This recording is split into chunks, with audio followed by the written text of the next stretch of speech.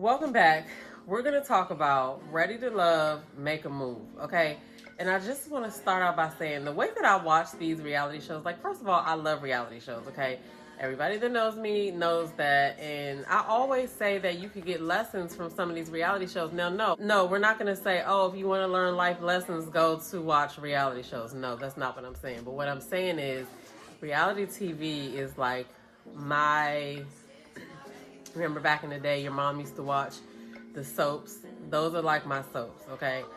That and the drama that goes on YouTube, but that's another story. Sometimes it's better than cable. But I watch these from a point of view because I'm always trying to learn something, right? Like, we should all be trying to learn something. Like, you should want to learn something new every day. Like, I don't know. That maybe it's just me, but so when I watch these reality shows, I'm watching from a perspective of just a regular person watching TV and thinking about the people who these characters remind me of, because we all know somebody that has been on this show. Not personally, but I mean, we all know somebody who resonates in our mind like some personalities we've seen on the show. But anyway, with that being said, I'm watching for, just, entertainment, and then sometimes there's lessons to be learned. And that's actually one of the reasons why I like Kojo's channel, because he gives a perspective, relating it to regular life. Like sometimes when we watch these shows, we don't want to go too deep, right? A lot of people don't want to go too deep.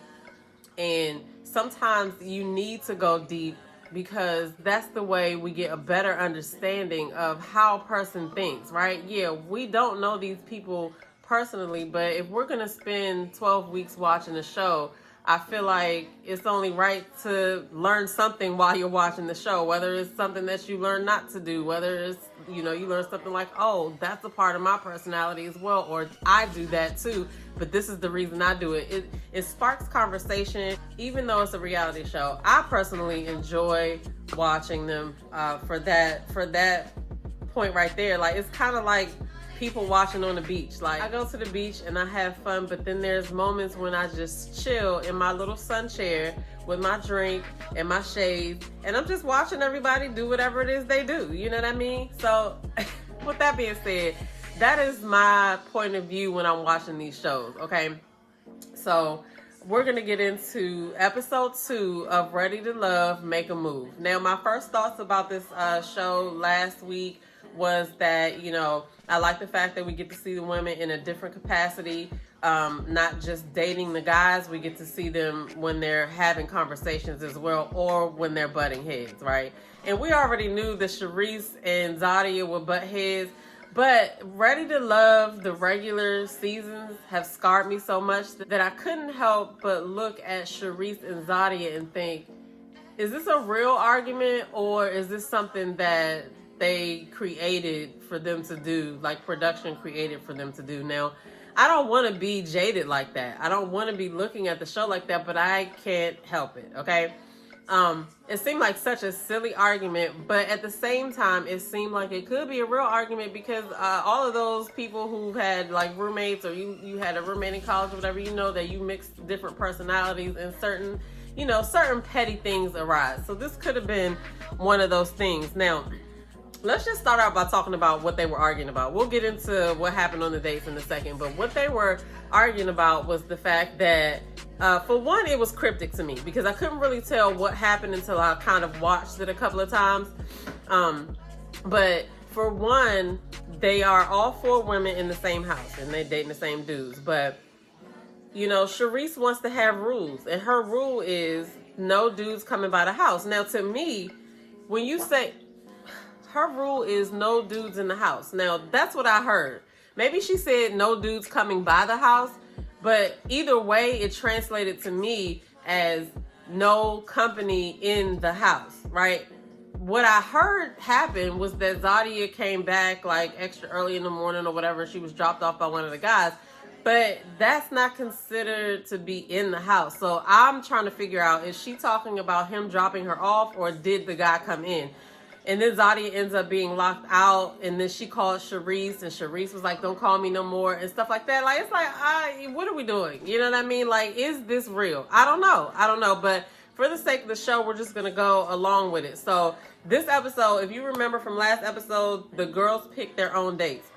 This time around, the matchmaker picked the dates for them. Now, I do think that's interesting, and I think that that's going to be a good element in the show, because a lot of times when we're picking men, we're picking the same kind of men, or we're overlooking something that somebody in the outside might see in somebody that we've looked over, and they're like, no, that would be a good match because you guys have this in common, or this, that, or the other. So I think that's an interesting element. And it was interesting to see how the dates went. So far, the ladies have been on one date, and then now this is their second date. And the thing is, like, my question from last episode was, after this date, they're supposed to meet back with the matchmaker, and they're supposed to pick one that they can continue to build a relationship with, and they're supposed to cut the weaker connection. So I wanted to know if that had any effect on the other girls dating the same guys. But I see this episode that it does not, because Jabari was cut from Zadia's group. Well, I don't even want to say group, but Zadia cut Jabari, but he still was there to date Vern, because they seem to have a better connection anyway. But it's like they're slow rolling the dudes. Like, okay, here's one, then here's another. I guess we're going to probably see some group dates, I'm guessing. I don't know. I don't know how this is going to work. Okay, now, the guys that the matchmaker picked for the ladies, for Shareese, she picked Maurice, who's a lawyer. For Zadia, she picked Cameron, who's a pharmacist / photographer. For Vern, she picked Ramon, who's like an ex-basketball player. And then for Ashley, she picked Marcus. Okay, so let's talk about these dates. So Shareese and Maurice, who's the lawyer, right? Now, at first glance, I feel like Shareese was like, got one, right? That's what I felt like she was thinking. And it's so interesting. Like I said last time, you could look a certain way and not have any conversation and just be dead in the water, okay? And their date started out with a bunch of questions back and forth, and then eventually you can hear the fork hitting the plate, and that's awkward silence. They ran out of words. Like, I don't know how in the world, as a person who talks all the time, I mean, there's always something to talk about. Like, I can't understand how you could be on a date and run out of words unless you just don't want to talk to the person. I don't know. Maybe it's just me, but that was awkward. And I was like, oh, wow. Like, thinking about fast forward, if they did get together, this is what their Friday nights are going to look like in front of the TV. I don't know.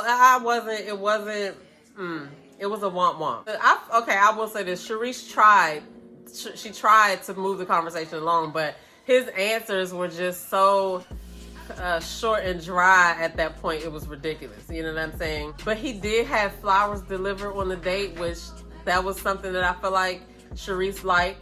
But he told her he had 4 children, and he told her the ages, and I think the youngest one was like in their 20s or something like that. And Shareese was like, well, I prefer that the guy have no kids, right? And I'm like, girl, they're grown. They're not even going to be checking for you. Like, what? I think she really, really needs to rethink her no kids thing, because a man that is on his way to 50 has a high probability of having kids. I mean, but at that point, they should be grown, if not almost grown. So I don't know. I don't know what's going to happen with that. With that stipulation that she has. But 4 grown kids, girl, they're not even going to be looking for you. I just want to know how long that date lasted, because that fork hitting that plate, how do you run out of... I don't know. But Shareese did try. I got to give her props for that. She tried to move the conversation along, but dude's personality in that scene, it was nowhere to be found, okay? So then Vern and Ramon's date was pretty good. They talked, but one of the things that might have come out as a red flag for him is that his last relationship was in 2008, okay? And it was for 2 years. He has been a professional basketball, I guess he was a professional basketball player overseas and stuff like that. But, that kind of makes it hard to have a relationship, I guess. But if you haven't had a relationship since 2008, I mean... your relationship muscle is what do they say, atrophied. You know how somebody breaks their leg, breaks one of their legs or breaks one of their arms, and they have to keep a cast on for a while, and then they bring that cast off and it's like a skinny leg? That's how his relationship must have looked. So that would be kind of a hesitant thing for me, like, so what makes you want one now, and what kind of relationship skills do you have? I mean, I don't know. What do you guys think? Get in the comments below. I just would be interested to see like what his thoughts about a relationship were. Like, I don't know. Who knows?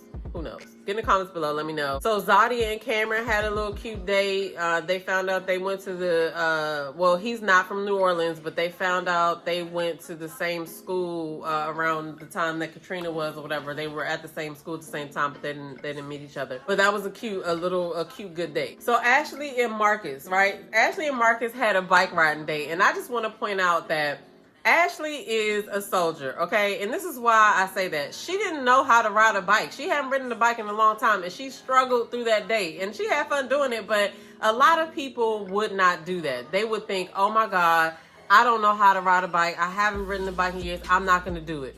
She toughed that thing out, okay? So I got to give her props for that. She toughed it out, and she made it through. They went to a gelato spot. Marcus lost points because he was talking about how good she looked or whatever when he first saw her, and he said the wrong color that she had on. So he lost a few points with her on that, but I feel like the date was still a good date. So this is when they get back together with the matchmaker and they talk about the dates and stuff like that, and that's when the lockout conversation happened, and Shareese's rules come up, and apparently a lot wasn't being said, but it looked like Zadia felt like Shareese was like overreacting and she didn't want to say much, and so they just kind of they were tight-lipped and just looking at each other and giving short answers or whatever. But that's when the whole conversation of the Zadia being locked out, there is a video of her actually trying to get in. So who knows what really happened, but she won't be calling Shareese no more to let her in. So then they all have to cut a man. Ashley had to choose between Marcus and Donald, and even though they had a little cute bike date, of course she cut Marcus and kept Donald. Donald and her have a good connection. So Shareese really has two red flags. You know what I'm saying? That's how I'm looking at her. She got Maurice, and then she got Antonio, the vest wearer, okay? Now, I did see Antonio on Kamisha Reviews panel, and he seems like he's a pretty cool guy. Shout out to him. But Shareese cut Antonio, and she kept Maurice, which, I mean, she had to pick somebody, but I don't know. At least Antonio had like a little bit of, kind of spiciness to his conversation. I'll be interested to see how this is gonna go with this other guy, because I don't know. Like I said, I don't know. I don't know. I can't think of nothing else to say about that. So we just gonna have to watch and see what happens. Who would you have picked between Antonio and Maurice? I want to know. So Zadia had Jabari and Cameron, and obviously she picked Jabari to be cut, and she's going to continue on to get to know Cameron. Vern had Ramon and Jabari, and obviously even though she enjoyed her date with Ramon, he didn't top Jabari, okay? I think her and Jabari make a cute connection at this point. I feel like Antonio wore another vest. I don't know. Oh gosh. And then it looks like Maurice wears suits everywhere. However, we don't know how, much time was passed when this, we don't know how much time passed when they filmed this. Like, this could have all happened in like a day, right? So they could have just had the same outfits on. Who knows? But since we're seeing it in the weeks, it looks like, it looks like that to us. But then there was a moment where Shareese actually confronted Cameron about dropping Zadia off. Like, girl, you are not her mother, okay? So that's why I'm like, is this for real, or is this something like production stuck in? Because what are you doing, Shareese? What are you doing? That's why I really want to know. She's talking about guys inside the house, or is she talking about just in the vicinity of the house, period? Like, I was really confused by that. So then Zadia comes out and she interrupts Cameron and Shareese's conversation. So Cameron and Zadia get to talking. Now, while she was talking to Cameron, he seemed like he was unwilling to talk about past relationships. So I don't think that set well with her. So then later on in the episode, we see her and Zadia and we see Zadia and Shareese discussing Cameron. Then they discuss rules, and this was only night 2, y'all. This was only night. But I do, like, I always want to know, how long was they arguing about these rules? Like, what? What are we doing? We're here for a TV show in this house. I ain't got time to argue with you, girl. Whatever. It's something self-care, personal development that I could be fucking doing right now instead of arguing with you about who is coming over here. Oh my God, that so irritated me. But I do need clarification. Did she mean no dudes in the house, or did she mean no dudes in the vicinity of the house? Okay? That's what I want to know. Somebody clarify that for me. But what I want to know is, if the part with Shareese and Zadia getting into it about the rules hadn't happened, if we take all of that out of the episode, what else happened? They had 2 dates. There wasn't any other like real drama, right? So that's why I'm like, is this rules thing just thrown in there because it was going along so smoothly? Who knows? But we'll have to wait and see what happens next week. Next week, they all go on blind dates with the same dude. So this should be interesting, okay? It should be interesting. I mean, all of these shows are like an experiment, okay? So I can imagine how Tommy has his curveballs. These dates that this matchmaker is going to be setting them up on, they're going to have curveballs, like this one blind date with all the same person. Like, I'm here for it though. So get in the comments below. Let me know what you think about the show. Are you here for it? We only in episode 2. I'm going to be back with episode 3. Make sure y'all like the video and subscribe, okay? I'm on the road to 500. I'm only a little bit away from 500. So if y'all can help me get to 500, I would be so grateful. Like the video. Subscribe if you haven't already. And I'll see y'all in another video, okay? Okay, bye.